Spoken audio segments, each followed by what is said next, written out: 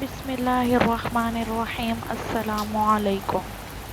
ہم new series شروع کرنے لگے ہیں، اسلامی سچے واقعات۔ واقعہ نمبر 1، کفار کی نبی کریم صلی اللہ علیہ وآلہ وسلم کے ساتھ بدسلوکیاں۔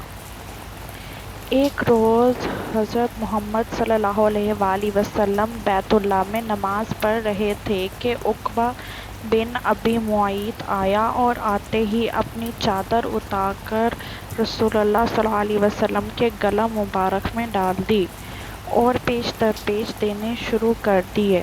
آپ صلی اللہ علیہ وآلہ وسلم کا دم گھٹنے لگا۔ اتنے میں ابو بکر صدیق رضی اللہ تعالیٰ عنہ کو پتہ چلا۔ وہ تشریف لائے اور دھکا دے کر اس مالعون کو ہٹایا۔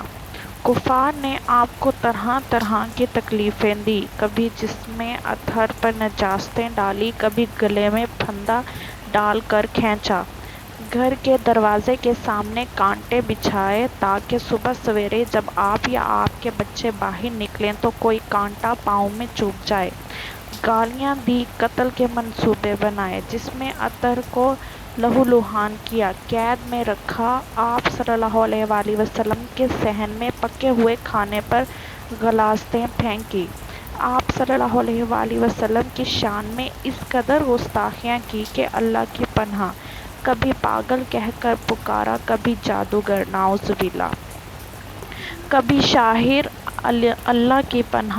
ابو لہب نے تو ایک مجلس میں یہاں تک کہہ دیا کہ محمد صلی اللہ علیہ وآلہ وسلم تیرے ہاتھ مبارک ٹوٹ جائیں، نعوذ باللہ۔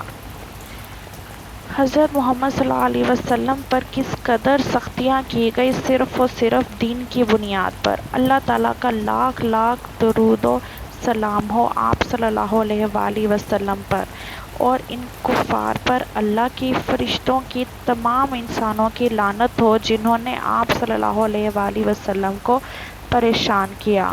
آمین یا رب العالمین۔